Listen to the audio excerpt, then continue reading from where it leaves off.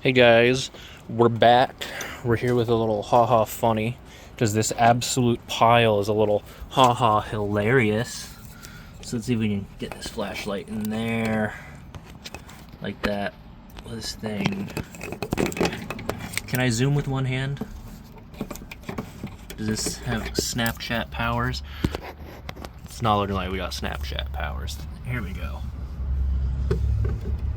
So we can see my flywheel teeth are a little knackered. We're gonna put another brand new starter in this because this starter came out here. This is like the 8th, 10th time I've started this truck since we put that new starter in. Got this bad boy right here. This side's looking amazing.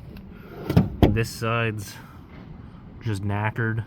I called up the Vato Zone and they were like, yeah, man, it's a little messed up.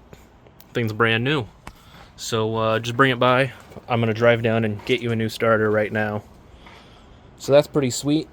Unfortunately, now I have to put another starter in this. Dealing with that bolt right there again. So yeah, that's where we are with this.